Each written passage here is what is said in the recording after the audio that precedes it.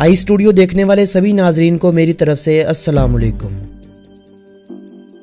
दोस्तों, आज की इस वीडियो में हम आप लोगों को तारीख में गुजर जाने वाले एक ऐसे वहशी दरिंदे की दास्तान सुनाने वाले हैं जिसके नाम की दहशत से लोगों के दिल कांप उठते थे, जिसके जुल्म और जबर की सफाक दास्तानें सुनकर लोग उससे पनाह की दुआएं मांगा करते थे। और फिर इस अरूज को ऐसा जवाल मिला कि दुनिया दंग रह गई। वो कौन था सीरीज की इस वीडियो में हम आप लोगों को आज हलाकू खान के बारे में बताएंगे। लेकिन इस वीडियो का बाकायदा आगाज करने से पहले नए आने वाले सभी नाज़रीन से मेरी मोहब्बाना गुजारिश है कि हमारे YouTube चैनल आई स्टूडियो को सब्सक्राइब करते हुए साथ मौजूद घंटी के बटन को भी दबा दीजिए ताकि तारीख में गुजर जाने वाले अफराद के अरूजो ज़वाल की कहानियाँ आप लोगों तक बआसानी पहुँचती रहें। दोस्तों, हलाकू खान अल खानी हुकूमत का बानी और मंगोल हुक्मरान चंगेज खान का पोता था। हलाकू खान के बाप का नाम तोली खान था, जिसके 3 बेटे थे। एक बेटा मंगो खान था जो कराक्रम में रहता था, जो पूरी मंगोल सल्तनत का खाने आजम था। दूसरा बेटा कबाइली खान था जो चीन में मंगोल सल्तनत का बानी था। जबकि तीसरा बेटा यही हलाकू खान था जिस पर हमारी आज की वीडियो मुकम्मल होने जा रही है। हलाकू खान के कंट्रोल में जो सल्तनत थी उसका ज्यादातर हिस्सा आज के ईरान में आता था। हलाकू खान की पैदाइश सन 1213 ईस्वी में हुई थी, लेकिन कुछ लोग कहते हैं कि इसकी पैदाइश 15 अक्टूबर 1218 ईस्वी में हुई थी। चंगेज खान की सल्तनत से मंसूब करने के लिए हलाकू ने अपनी सल्तनत को अल खानी सल्तनत और खुद को अल खान कहलवाना शुरू कर दिया, जिसका मतलब मातहत खान था। चंगेज खान चूंकि खुद एक अजीमुशान हुक्मरान था, चंगेज खान ने ही मंगोल सल्तनत की बुनियाद रखी थी। हलाकू खान की नहायत पसंदीदा बीवी का नाम दोकूज खातून था, जो एक मसीही खानदान से ताल्लुक रखती थी और हलाकू खान की बहुत अच्छी दोस्त भी थी, जिसकी वजह से हलाकू खान ने खुद भी उसी के मजहब को अपना लिया था। लेकिन बाज मुहक्किकीन आज भी ये कहते हैं कि अपनी हलाकत से कुछ अरसा पहले हलाकू खान ने बुद्धिज्म मजहब को अपना लिया था, जो कि दोकूज खातून की मर्जी के बिल्कुल बरअक्स था। कोई के मुकाम पर बुद्धिस्ट टेम्पल की तामीर इस बात की यकीन दहानी करवाती है कि हलाकू खान ने मरने से पहले बुद्धिज्म मजहब को अपना लिया था। हलाकू खान के यहाँ 3 बच्चे पैदा हुए, जिनके नाम अबाका खान, मंगो तैमूर और तकूदार हैं। याद दहानी के लिए आप लोगों को बताता चलूं कि तकूदार हलाकू खान का वो बेटा था जिसने बादशाही का ताज सर पर पहनते ही सबसे पहले इस्लाम कबूल किया था। हलाकू खान का बेटा अबाका खान 1265 से 1282 तक ईरान का दूसरा खान रहा था, जबकि तकूदार अहमद 1282 से 1284 में अपनी शहादत तक ईरान का तीसरा खान रहा था। हलाकू खान के बड़े भाई मंगो खान ने जब 1251 में ग्रेट खान का ओहदा संभाला तो उसने 1255 में हलाकू खान को एक बड़ी फौज का चार्ज देते हुए हुक्म दिया कि मगरबी एशिया में जितनी भी मुस्लिम रियासतें बाकी बचती हैं, इन सब को तबाह बर्बाद करके इन पर कब्जा कर लिया जाए। चनाचे हलाकू खान एक बहुत बड़ी फौज के हमरा मगरबी एशिया में मुस्लिम रियासतों पर कब्जा करने की गर्ज से निकल खड़ा हुआ, जिसके नतीजे में उसने ईरान, बगदाद, सीरिया यानी शाम और मिस्र के काफी हिस्सों पर भी कब्जा कर लिया।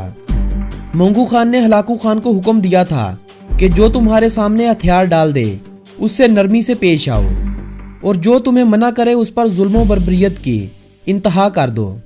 हलाकू खान ने अपनी सारी जिंदगी अपने भाई की कही सिर्फ आखिरी बात पर ही अमल किया। उसने दुनिया को खून के आंसू रुलाया। हलाकू खान आज तक दुनिया की सबसे बड़ी मंगोल फौज के साथ मार्च कर रहा था, इसीलिए इसने नहायत आसानी से ईरान को तबाह बर्बाद करके रख दिया। जबकि हशाशीन ने बिना किसी लड़ाई के खुद को हलाकू खान के सामने पेश कर दिया, लेकिन एक शर्त यह भी रखी गई कि हम किला अल मौत का कब्जा तो हलाकू खान को सौंपते हैं, मगर हलाकू खान इनसे वादा करे कि वो वहां के आम लोगों की जिंदगियों से नहीं खेलेगा।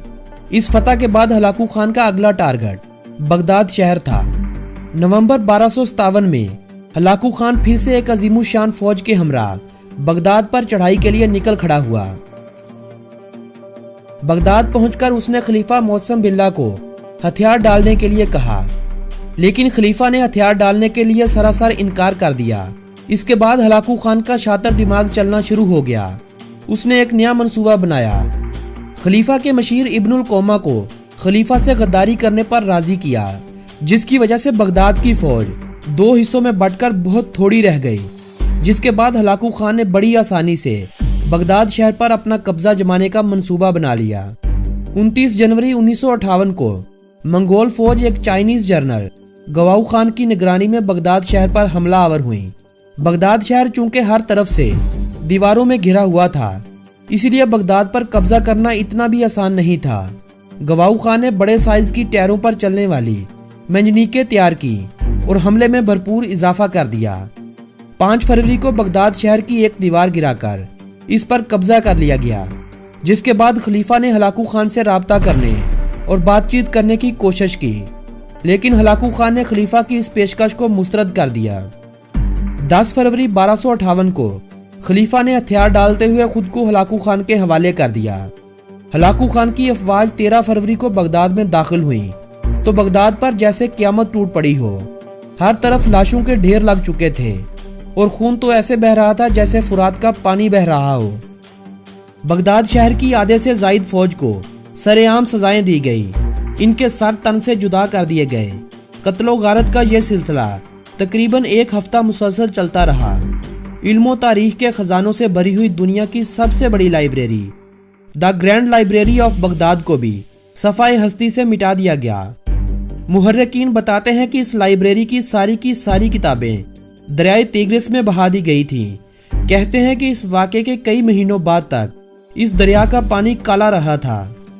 तारीख दानों के मुताबिक बताया जाता है कि बगदाद की फतह के बाद तकरीबन 10 लाख इंसानों को मौत की नींद सुला दिया गया था।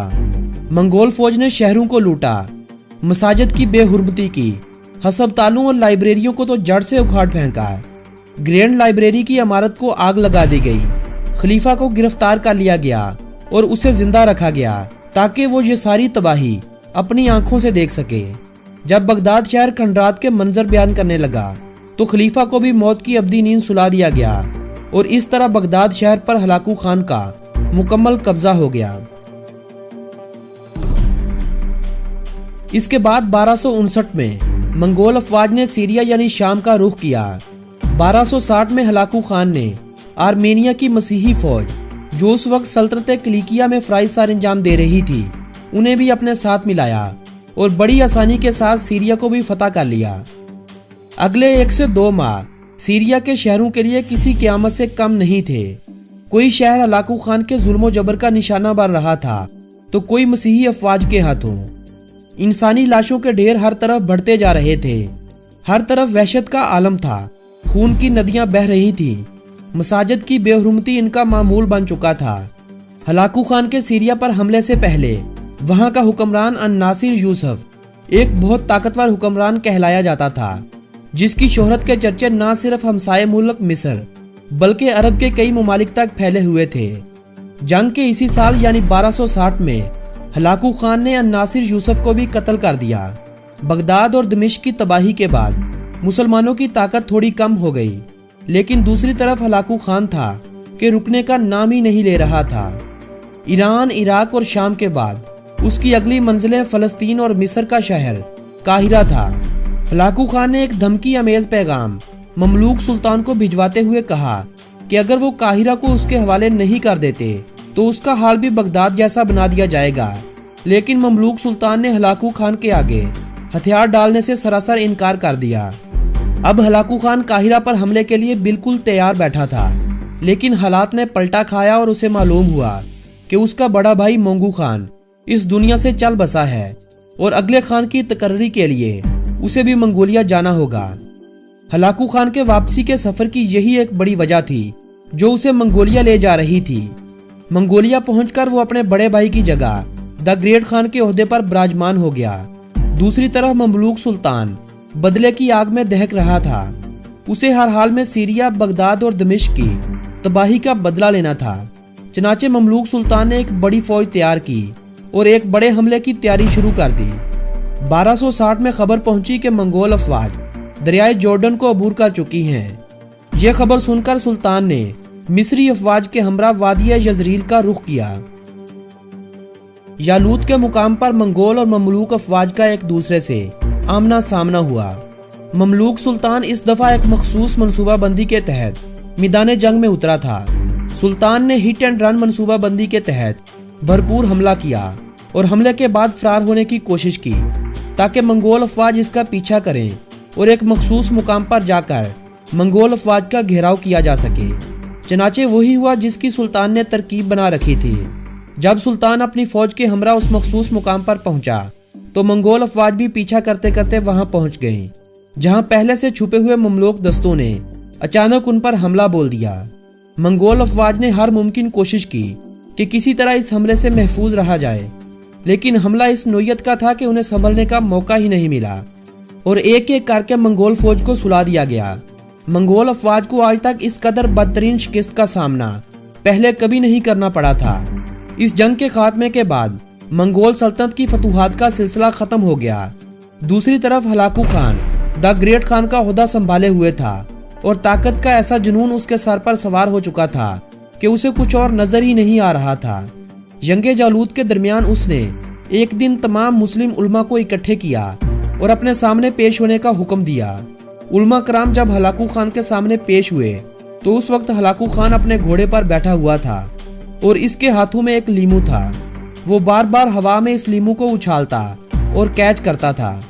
उलमा कराम के पेश होने के बाद हलाकू खान ने इन सब से मुखातिब होकर कहा कि आज पुकारो अपने खुदा को कि कोई तुम्हें हलाकू के जुल्म जबर का निशाना बनने से बचा सके।